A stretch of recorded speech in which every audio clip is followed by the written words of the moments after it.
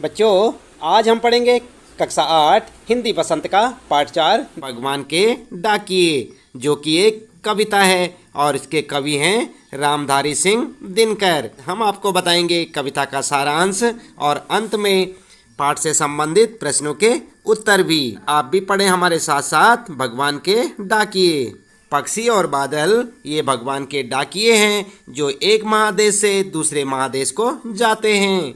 हम तो समझ नहीं पाते हैं, मगर इनकी लाई चिट्ठियाँ पेड़ पौधे पानी और पहाड़ बाँचते हैं। बाँचने का मतलब होता है बच्चों पढ़ना। हम तो केवल यह आंकते हैं कि एक देश की धरती दूसरे देश को सुगंध भेजती है और वह सौरभ हवा में तैरते हुए पक्षियों की पाँखों पर तिरता है और एक महादेश का भाप दूसरे देश में पानी बनकर गिरता है। तो बच्चों, ये थी यहाँ पर कविता और इसके कवि हैं रामधारी सिंह दिनकर। तो चलिए इसके बाद जान लेते हैं इस कविता का सारांश। आप इस प्रकार से पाठ का सारांश लिख भी सकते हैं। प्रस्तुत कविता में कवि ने पक्षी और बादल को भगवान का डाकिया बताया है, जो मनुष्य को प्रेम, त्याग और सद्भाव का संदेश देते हैं। कवि पक्षी और बादल का संबंध मनुष्य से जोड़ते हुए कहता है कि ये दोनों भगवान के डाकिए हैं। जिस प्रकार सरकारी डाकिया देखा होगा आपने, पोस्टमैन, जिस प्रकार सरकारी डाकिया हमारे लिए हमारे प्रियजनों का संदेश लाता है, उसी प्रकार ये प्राकृतिक डाकिए हमारे लिए भगवान का संदेश लाते हैं। ये डाकिए किसी स्थान विशेष के लोगों के लिए संदेश नहीं लाते। पक्षी आकाश में यहाँ वहाँ भ्रमण करते रहते हैं तथा बादल उमड़ घुमड़ कर पृथ्वी का चक्कर लगाते रहते हैं। इनका विचरण देखकर ऐसा लगता है कि ये भगवान के डाकिए हैं, जो भगवान का संदेश लेकर सभी देशों अर्थात पूरी पृथ्वी के आसपास घूम रहे हैं। यह सह संदेश मनुष्य में बांटते हैं, पर अपनी अज्ञानता के कारण मनुष्य उनका संदेश नहीं समझ पाता। इन प्राकृतिक डाकियों की लाई चिट्ठियों को पर्वत, पेड़ पौधे और नदियाँ पढ़ती हैं। पेड़ पौधे अपनी वायु, धरती अपनी सुगंध तथा नदियाँ अपना जल किसी सीमा विशेष में रहने वालों के लिए नहीं रखती। वे स्थान, जाति, धर्म, वर्ग आदि का भेदभाव किए बिना सभी को लाभान्वित करती हैं।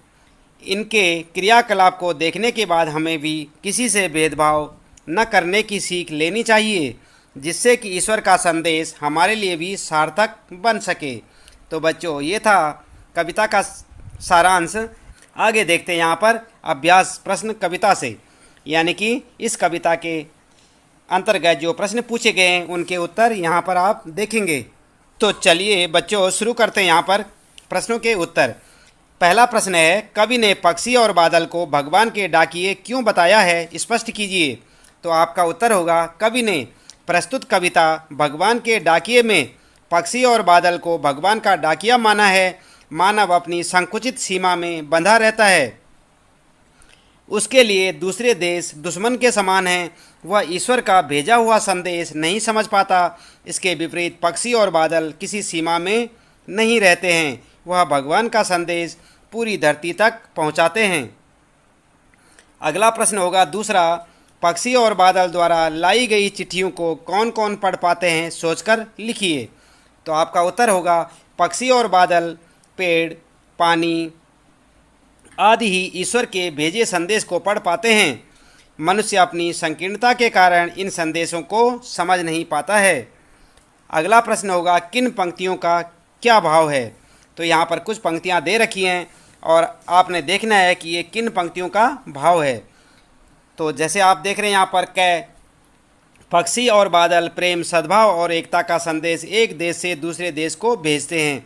तो ऐसा कौन सी पंक्तियों का भाव है। उत्तर होगा, पक्षी और बादल ये भगवान के डाकिए हैं जो एक महादेश से दूसरे महादेश को जाते हैं। इन पंक्तियों का भाव था ये। इसके बाद यहाँ पर देखें, प्रकृति देश देश में भेदभाव नहीं करती। एक देश से उठा बादल दूसरे देश में बरस जाता है। ऐसा कौन सी पंक्तियों में लिखा हुआ है। तो आप देखें वो पंक्तियाँ हैं, वह सौरभ हवा में तैरते हुए पक्षियों की पाँखों पर तिरता है और एक देश का भाप दूसरे देश में पानी बनकर गिरता है। आगे बच्चों चौथा प्रश्न होगा आपके लिए, पक्षी और बादल की चिट्ठियों में पेड़ पौधे पानी और पहाड़ क्या पढ़ पाते हैं? तो उत्तर होगा पानी और पहाड़ ही ईश्वर के संदेश को समझ पाते हैं। भाप और धरती की सुगंध को किसी सीमा में बांधा नहीं जा सकता। पूरी धरती पर भाईचारा, शांति और अपना पराया का भेदभाव नहीं करना चाहिए। सभी प्राणी मात्र का हित देखना चाहिए। परोपकार की भावना से काम करना चाहिए। यह संदेश मनुष्य नहीं समझ पाता है। वह राष्ट्र, धर्म, जाति, लिंग आदि सीमाओं में बंधा रहता है। वह पक्षी और बादल की तरह संपूर्ण विश्व के लिए कार्य नहीं करता है। आगे बच्चों पांचवा प्रश्न है यहाँ पर आपके लिए, एक देश की धरती दूसरे देश को सुगंध भेजती है, इस कथन का भाव स्पष्ट कीजिए। तो उत्तर होगा आपका, धरती के लिए उस पर रहने वाले सभी प्राणी एक समान हैं। वह अपना पराया का भेदभाव नहीं करती है। एक देश की धरती की सुगंध दूसरे देश में बेरोक टोक आसानी से पहुंच जाती है। यह सुगंध पहुंचाना ही संपूर्ण धरती को एक परिवार मानने जैसा है। पूरी धरती को ही प्रेम, एकता और भाईचारे का संदेश देना भगवान के डाकिए का लक्ष्य है। तो बच्चों ये था आपका कविता पाठ भगवान के डाकिए का सारांश और उससे संबंधित प्रश्नों के उत्तर। अगला पाठ पढ़ेंगे हम अगली वीडियो में। आपका दिन शुभ हो।